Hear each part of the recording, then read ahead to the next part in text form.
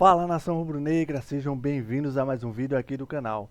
Pessoal, no vídeo de hoje a gente vai estar fazendo aí um corte do programa Jogo Aberto, tá bom? A gente vai estar acompanhando aí o que a Renata Fã e os demais comentaristas vão estar falando aí a respeito do Mengão, tá bom?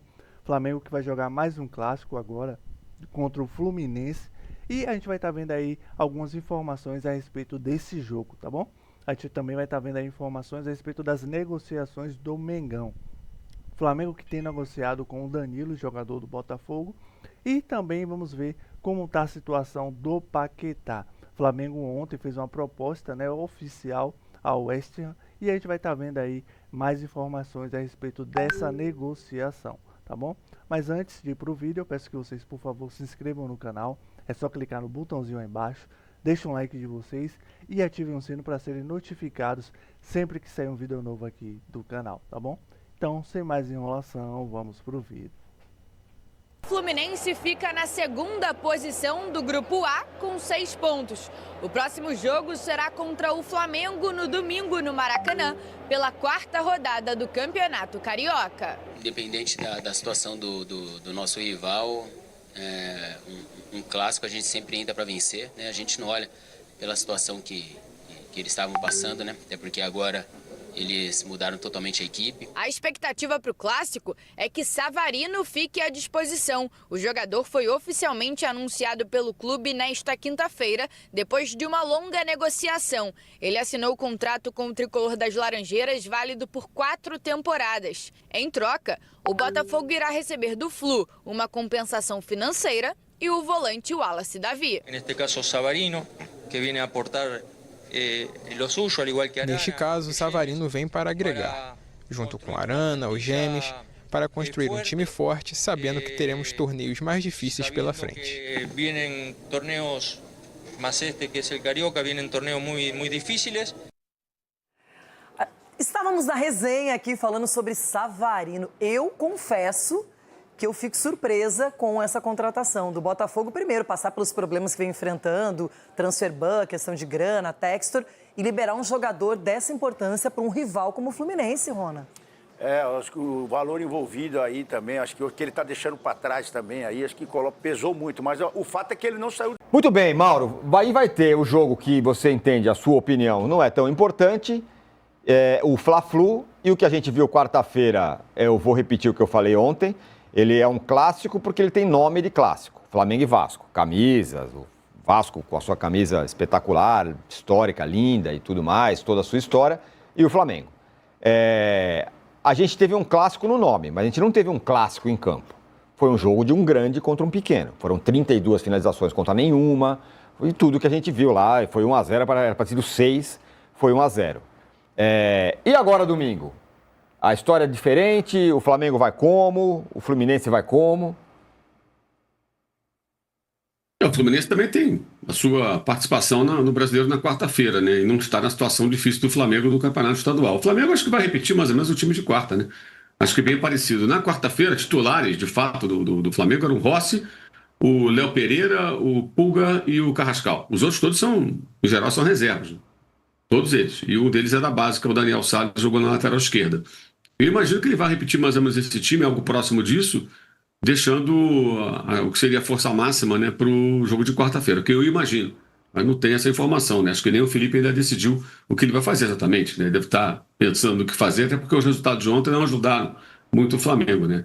Carioca, um grupo joga contra o outro, então uma rodada pode ser um desastre e pode ser uma maravilha, dependendo do que acontecer. Você vence, os outros perdem, ou você vence, perde, os outros ganham, pode acontecer qualquer coisa. Eu acho que também ali na quarta-feira foram 2 finalizações do Vasco, né? Uma não entrou na estatística por impedimento marcado, mas eu acho até que não estava, que foi bola na trave, e a outra é essa do GB, em que ele perdeu o gol. Depois de 32 arremates do Flamengo. Eu acho que também entra muito aí, além da eficiência do Flamengo, o trabalho muito fraco do Fernando Diniz nesse jogo, né? A maneira como o Vasco jogou mal, como o técnico preparou mal sua equipe, o Vasco foi muito mal mesmo. Isso acho que amplificou um pouco aí isso que se viu em campo. E aí tem muita gente que não entende. O time correu. Cara, o time vai correr. A questão de você antecipar uma programação de estreia de quem está se preparando é que você faz um trabalho de preparação, isso é óbvio, no começo de uma temporada, para dar uma base aos jogadores, uma base física, e depois você faz manutenção disso a temporada inteira. Porque você pode ter no máximo aí, eventualmente, como vai ter a Copa do Mundo, que não vai ser convocado, ter um período aí para se recondicionar. Mas muitos jogadores não terão essa chance ao longo do ano inteiro. Então você faz uma base física, prepara adequadamente, estreia na hora certa para você ter manutenção. É o que fazem os times lá da Europa, onde tem pré-temporada de verdade, onde acontece isso. E o Flamengo teve que antecipar. Isso, evidentemente, não foi bom. Eles vão ter que repensar umas certas questões com relação a um jogador ou outro. E não significa que os caras vão ter distensão no meio do jogo. Mas isso pode pesar para o jogo seguinte ou para o outro, daqui a uma semana. Aí não se sabe, vai depender do organismo de cada um. Não era o ideal estrear. Agora o Flamengo tem uma forma de jogar, né? É muito clara, definido, os jogadores conhecem os movimentos e entrou com muito apetite, dominou completamente o Vasco. Os números são assustadores. Nos últimos 35 jogos, o Flamengo venceu 20 e o Vasco venceu 2. Isso é bizarro. Eu duvido que em qualquer parte do mundo exista uma rivalidade, ou dois rivais do mesmo porte, dois times grandes, né? Porque tem rivalidade que, assim, o tal time é rival do outro, mas um é maior, o outro é menorzinho, não vê tanto como rival. Você pega até em Manchester. O City ele é um rival do United de pouco tempo atrás, mas historicamente o rival do Manchester United é o Liverpool. Você dificilmente vai encontrar eu duvido que encontre, vai ser muito difícil. E dois rivais que são considerados no seu país times grandes, né, tradicionais, campeões, de enormes torcidas, com uma disparidade dessa. Agora, você falou o Fluminense é diferente. O Fluminense encara o Flamengo. Ele perde, ele ganha do Flamengo. Ele ganhou duas finais estaduais do Flamengo agora há poucos anos. Ele venceu o último Fla-Flu por 2-1, naquela pataquada do Rossi. Ganhou o jogo, jogou melhor. Então é outra história. O Fluminense sempre é diferente. Mas eu imagino que o Flamengo joga com um time parecido. Eu tenho ficado espantado um pouco, Tironi, com algumas sugestões estapafúrdias que nascem a partir desse imaginário domínio do Flamengo, que você repete toda hora. Que ele, na verdade, não existe. O Flamengo ganhou os 2 campeonatos ano passado, mais importantes, mas ele não ganhava o Brasileiro há alguns anos, ele não ganha a Libertadores todo ano. Não é assim. Ele faz fases de grupo da Libertadores ruins, corre risco de rebaixamento. O Flamengo pode ser que venha a ser dominante, não sei se vai ser, mas ele não é tão dominante assim como você fala.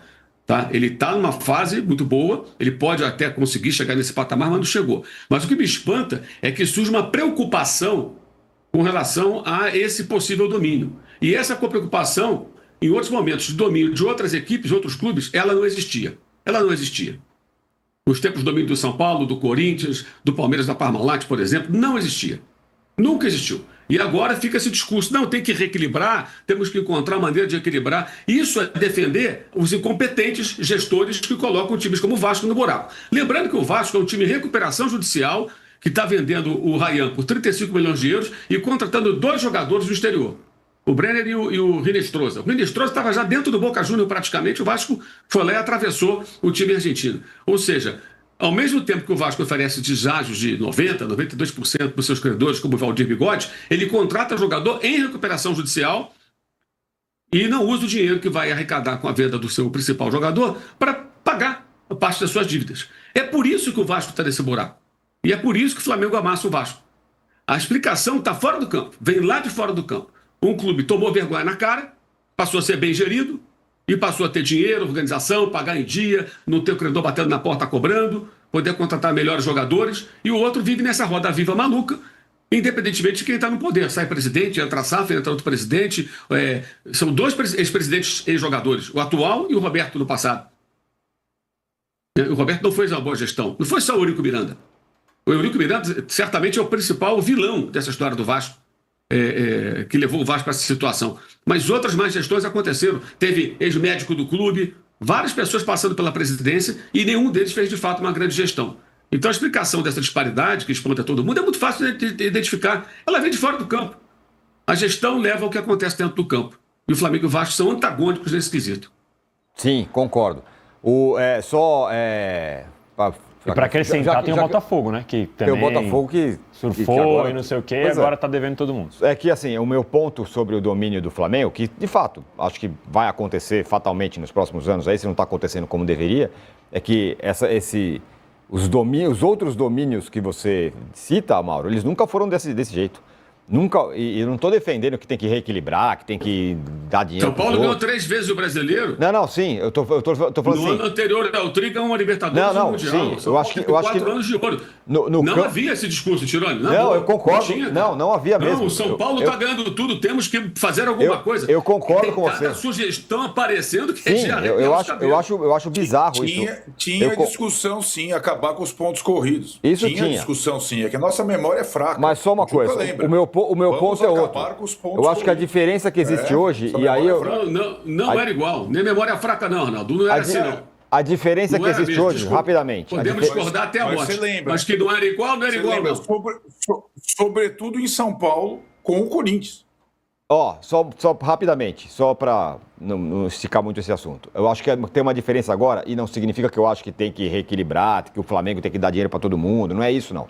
Mas o que a gente está vendo agora, primeiro, é um domínio maior do que normalmente é. O Flamengo já está dominando o futebol há 6, 7 anos, e junto com o Palmeiras aí, e isso tende a chegar a 10, 15 anos. Isso nunca aconteceu. Nem o Santos do Pelé era assim. Esse é um ponto. E o outro é que, do ponto de vista financeiro, o Flamengo arrecada o dobro do São Paulo. Por culpa de tudo que a gente está vendo no São Paulo? Sim, por culpa de tudo que está vendo no São Paulo. Isso nunca havia acontecido. Sorte do Flamengo e competência do Flamengo, é só isso. O jeito que é agora, isso nunca tinha acontecido. Essa diferença tão grande. E a culpa é do São Paulo, dessa turma que está lá roubando o São Paulo. Mas o ponto é, enquanto se discute ideias de jirico, claro, você tem razão. Que tem ideia de jirico, parecendo como diria minha vovozinha, né? Cara, pelo amor de Deus, tem que cobrar desses caras que fazem a má gestão. Claro, evidente. Quem fala dessa situação do Vasco? Eu sou um dos poucos que fala, cara, é um absurdo, gente. O Vasco quer pagar o Valdir Bigode com um deságio absurdo, doente alto, aí vende o jogador, pega o dinheiro, vai pagar dívida, não. Vai contratar jogadores lá fora. O Vasco atravessou o Boca, cara, para tomar lá o colombiano do Atlético Nacional, o Rinestrosa. Então o Vasco vai no mercado e não arruma nada. Perde final pro Corinthians, toma sacode do Flamengo, já tomou de 6-1 do Flamengo. Não adianta, porque isso não vai resolver. Então essa má gestão explica o que acontece no campo. Perfeito. Aí fica todo mundo espantado, mas aí a explicação é muito simples, muito fácil de enxergar isso tudo. Mas eu acho que a grande novidade, Tironi, e que talvez encaminhe soluções, é que, enfim, o Ministério Público, a polícia, né? Está entrando no jogo. Está entrando. No jogo, é verdade, entrou no Inter, prendeu o presidente, né? Entrou no Corinthians, está ameaçando prender presidentes no São Paulo. Né? Quem sabe a solução venha por esses instrumentos. Outra coisa que vai ajudar é o fair play. Não, outra coisa que vai ajudar é o fair play também, porque querendo ou não, agora a gente vai ter uma regra. Eu sei. Ainda tem brechas, mas Danilo, de qualquer jeito você tem que cumprir algumas premissas. Aí é que tá, eu adoraria, tomara que você tenha razão. Você acha que vai falhar o fair play? Por que você acha que vai acontecer? Porque já teve. Eu acho que CBF não vai punir clube algum. Vai sempre achar um jeito de empurrar com a barriga, dizer que então não começa esse ano, mas no outro ano nós seremos inflexíveis. Como foi o semiautomático. Não vai ser mais a primeira rodada. Aí muda o presidente da CBF, faz um novo acordo. Eu não acredito que... Bom, eu vou ser menos pessimista. Eu não acredito que eu veja fair play financeiro no Brasil. Então, nação, esse foi o vídeo de hoje, tá bom? Espero que vocês tenham gostado. Nós vimos aí o pessoal comentando, né? O Mauro César e outros jornalistas, né? O Arnaldo Tironi e o pessoal também do Jogo Aberto, falando a respeito aí, né? Do Mengão, que vai estar enfrentando aí o Fluminense no domingo. E também a respeito de algumas informações a respeito das negociações que o Flamengo tem feito, né? O Flamengo que está aí buscando o Danilo, jogador do Botafogo, e o Lucas Paquetá também, né? Agora há pouco, um pouco mais cedo, saiu uma notícia no Globo Esporte, né, de que o West Ham, ele não gostou da proposta que o Flamengo fez, né, ontem na quinta-feira, não agradou a eles, tá bom? O clube inglês, ele pretende receber 45 milhões de euros, né, e quer manter, né, o Lucas Paquetá até maio, né. O Flamengo, ele fez uma proposta de 40 milhões de euros, né, que foi recusada pelo clube, né? E o Flamengo também pretende, um dos empecilhos é que o Flamengo pretende trazer o Lucas Paquetá ainda nessa janela, né? Já o West Ham quer liberar ele na próxima, né? Lá para maio. Então isso tem dificultado um pouco as negociações, né? Trazendo assim os valores para o real, né? O Flamengo fez uma proposta que chegou a 40 milhões de euros, né? o que daria 249 milhões de reais, e o West Ham está pretendendo receber 45, né? O que seria 280 milhões e 300 mil reais, tá bom? Então essas são as informações de hoje. Espero que vocês tenham gostado do vídeo, tá bom? Peço que, por favor, se inscrevam no canal se você ainda não fez isso. Deixe o like de vocês e ativem o sino para serem notificados sempre que sair um vídeo novo aqui do canal, tá bom? Então, até o próximo vídeo.